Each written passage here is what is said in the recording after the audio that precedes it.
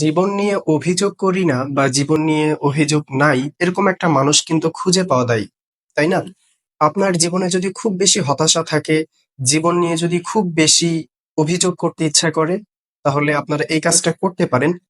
এটা আমি আমার পার্সোনাল লাইফে করে থাকি, তাই আপনাদের সাথে শেয়ার করতেছি। আপনারা কিন্তু প্রত্যেকেই ফেসবুকের পাশাপাশি ইনস্টাগ্রাম অ্যাপ বা অ্যাকাউন্ট ইউজ করে থাকেন, তাই না?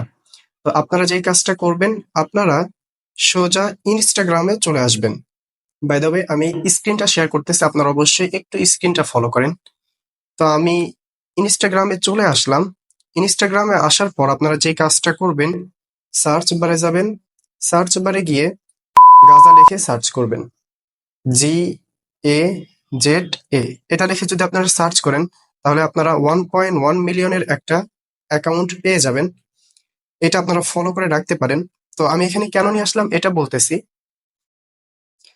আপনি যখন খুব বেশি হতাশ হবেন, জীবন নিয়ে যখন খুব বেশি অভিযোগ থাকবে, এখানে এসে এই পেজের বা এই অ্যাকাউন্টের পোস্ট গুলো দেখবেন বা রিলস গুলো দেখবেন। আমি আশা করি আপনি যদি একজন সুস্থ মানুষ হয়ে থাকেন, আপনার মধ্যে যদি একটুখানি বিবেক থাকে, আল্লাহ রাব্বুল আলামিনের ভয় থাকে, তাহলে আপনার অভিযোগ থাকার কোনো প্রশ্নই আসে না। আপনার জীবন নিয়ে কোনো অভিযোগ থাকবে না।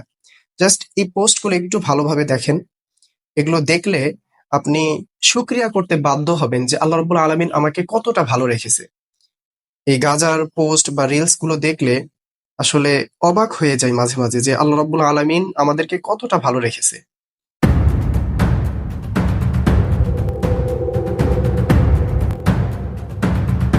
তো আপনারা চাইলে এই টিপসটা অ্যাপ্লাই করতে পারেন। আমার যখন মন খারাপ হয় বা একটু হতাশার মধ্যে চলে যায়, তখন আমি এই কাজটা করি। আমি গাজার সব পোস্ট বা রিলস গুলো দেখতে থাকি, তখন একটু ভালো লাগে কাজ করে।